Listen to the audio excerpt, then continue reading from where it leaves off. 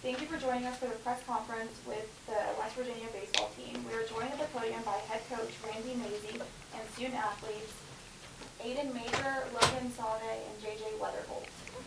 If you could please raise your hand if you have a question and wait to be acknowledged. Also make sure you identify yourself and your media outlet prior to asking a question. You'll start with an opening statement from the head coach. Hey guys, much happier to see you guys today, right? We hadn't felt this good in a little while, but told the guys after the game yesterday, I've been doing this a long time, and I've seen a lot of teams that lost the first game of regional come back and win it, and you can't do that until you win one.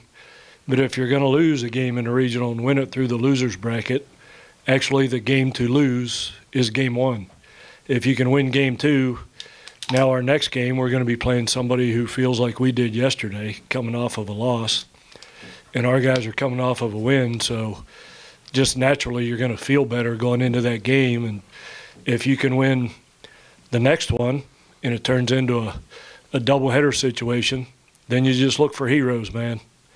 In a tournament like this, you have to have heroes that you weren't expecting to be heroes.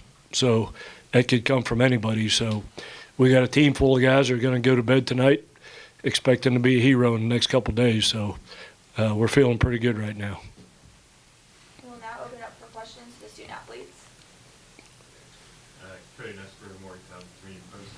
JJ, can you talk about your home run and what you were looking for in that first pitch? Yeah, honestly, I just felt pretty comfortable off of him my first at bat. I felt like I was seeing his stuff pretty well. I was just looking for anything to hit, and thankfully he kind of gave me the best pitch to hit, first pitch, and that was pretty much it. Just see something over the plate and put a good swing on it. Aidan McDonald with the Charleston Gazette Mail. Really good outing for you today. What was the difference, and what do you think made you so successful out there? Difference for me today was starting ahead of hitters. I think I haven't looked at it officially yet or anything, but I think there was only 2 hitters the entire outing that was behind in the count, or maybe 3. Being able to get ahead and get to my off-speed stuff and be ahead and be able to set the next pitch up with whatever that pitch was huge for me today. Burke Ranger D1 Baseball. Aidan, walk me through what your repertoire is and what you feel like you had working best today. The repertoire for me is fastball, slider, changeup. And really today was all 3 were working. I was able to go really any of the 3 in any count, whether it was up, down, even, didn't matter. Definitely said starting ahead was able to really help me. Being able to land the changeup and the slider early in counts, and then being able to show the fastball late. It's kind of what we've tried to do all year, and today we just kind of finally got on the. I was able to execute, and we were on the same page all day. So that was a huge help. And Logan, yesterday hitting at the bottom of the order, near the bottom of the order, had some really good at bats. Today bumped up, and you're a big part of today's win. Does it change your approach where you're hitting in the order, or do you have the same methodology each time you go to the plate? I would say I have the same method going in every at bat. I mean, at the end of the day, it's just a game. So wherever coach puts me in the lineup, I just try to execute and do my job. Kevin Kinder, Blue and Gold News. Logan, when did you hear about this change? Does that spark any thoughts? Do you talk to anybody, or how do you handle that? I didn't know until they put the lineup up right when we get in the dugout. So we don't know anything. We don't talk to anybody until game time. Logan, can you talk about your home run? JJ had just tied the game, and you had Tevin out there. Just what was your approach, and how'd you get it opposite field like that? Yeah, just my first 2 at bats weren't good. I watched a lot of pitches, so I went into my 3rd at bat just ready to be aggressive, and when I got a fastball, just jump on it, and I did. JJ, when they jump out with another big inning, is there any feeling of, oh man, here this goes again, no matter how the games have gone, they've kind of trending in the same way? Any thought of that? Yeah, I mean, I think you can think about that for about like 5 seconds. Look at it like that, like, oh man, this stinks. And then once you get in the dugout ready to hit, innings over, you got to flip the page and just turn the scoreboard off and have good at bats. And I think we did a really good job of doing that. Did y'all notice the wind? I mean, obviously yesterday and today, it's blowing out to right field, you can get it up there, it's gonna ride it a little bit.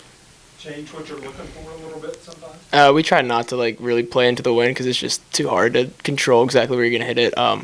Thankfully, a lot of our lofted stuff was to right field today, though, so that was a good sign. It kind of helped us out, but we're not really trying to like, oh, the wind's blowing to right, let's hit it to right. Ryan Decker, Golden Blue Nation. Really, for any of you guys, was there any point in this game where you all kind of looked at each other and was like, "This is the team that we played like the first, 3/4 of this season"?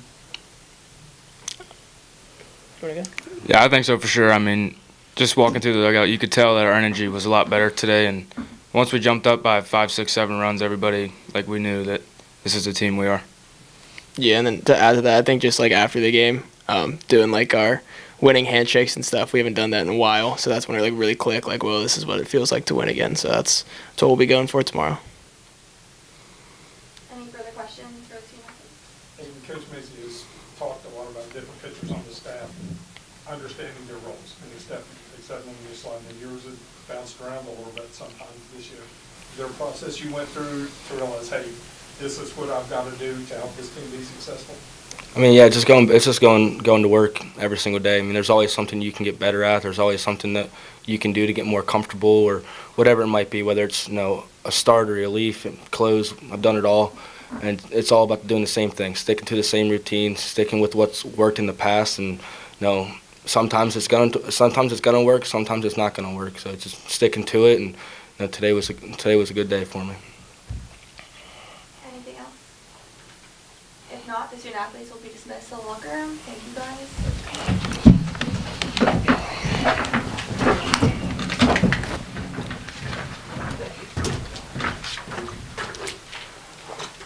And now we will open it up for questions for Coach Mazey.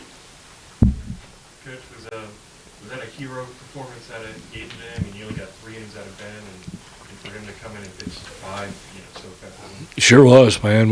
We pitched Hageman and Reed yesterday, so ideally you wouldn't want to pitch either of those guys today, give them a day's rest so they can be the hero tomorrow. So not just winning the game, but saving all those other guys at the back of the bullpen was really important, and that's kind of a unique role for him. What he did today is what he's done a bunch this year, come in when the starter gets in a little bit of trouble, and he's got a history of being a starting pitcher, so he can get into a pretty deep pitch count. So bringing him in the third or fourth and expecting him to finish the game is something he's pretty capable of doing. You mentioned after yesterday's game you were going to consider jumping the batting order around. When you're going through and identifying that, you look at matchups, obviously recent performance a little bit. What made you settle on Logan, bumping him up to the 2 spot? Yeah, he's just been pretty steady. He's if you guys have seen him play, he's hit so many balls to the warning track this year. He could really have 8 or 10 homers. He normally doesn't strike out much. He can hit the ball behind runners when they're on first or second. He really is a prototypical 2-hole guy for those reasons. He doesn't run great, but we just want to get our best hitters to the plate as much as you can. If you look at over the course of the season, the guys that hit first and the second in the lineup are going to get 15 or 20 more at-bats than the guys that hit at the bottom, just because the game has to end at some point and somebody gets left in the on-deck circle. So he's swinging a pretty hot bat, and thankfully that Abner Doubleday made the field 90 degrees today. If he would have made it 75 degrees, some of those balls would have been foul. That right field corner was pretty good to us today. So, but we've done that. He's done that. Dane's done that.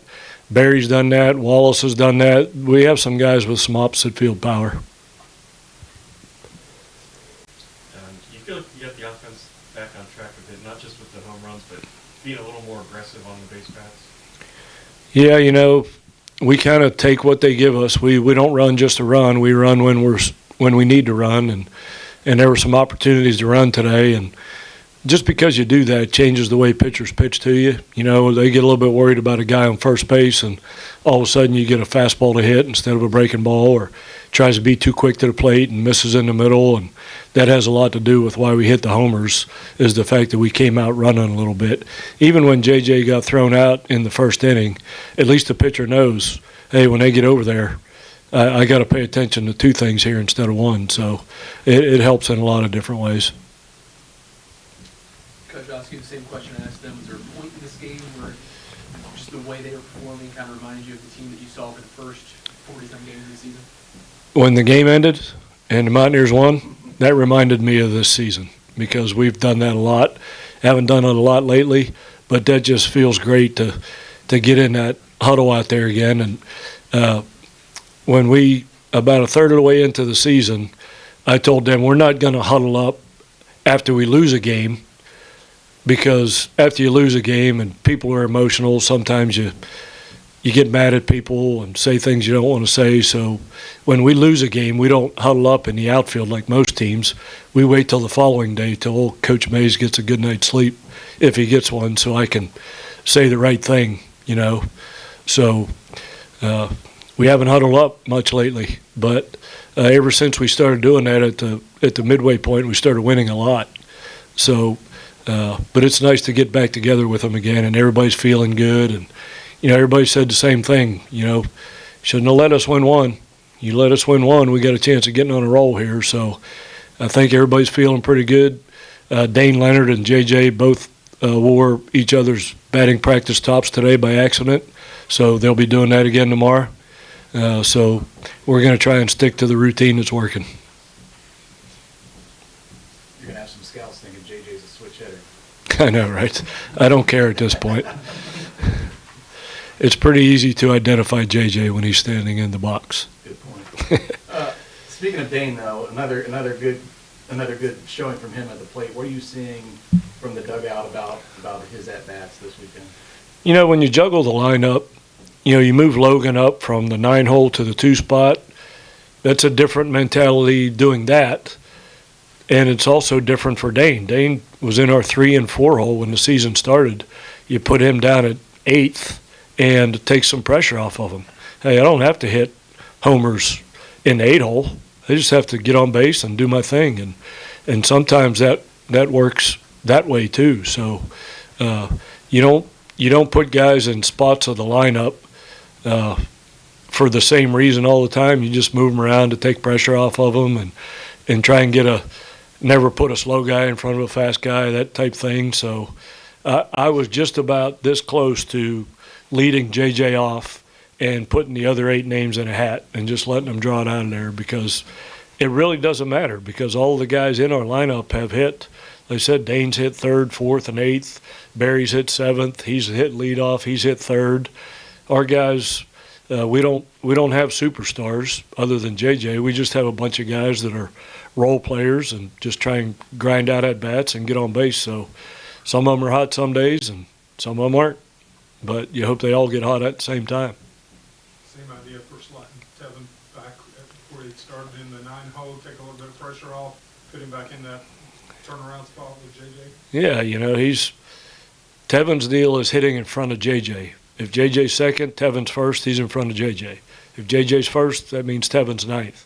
So you put him 9th, and he probably takes a deep breath, relaxes, and gets on base 5 times today. So, yeah, it doesn't always work that way, but sure did work out today. Got an idea of who you're pitching tomorrow? Next question, please. I do not. Yeah, Aidan Major is not starting tomorrow. No, we'll talk about that and see who the options are. But that's the reason we started a lot of different guys in those midweek games this year, to give a lot of different guys experience, because we knew this day was coming where somebody was going to have to get a start, and you didn't want it to be their first start. Any further questions for Coach Mazey? Okay, good. Thank you. Coach?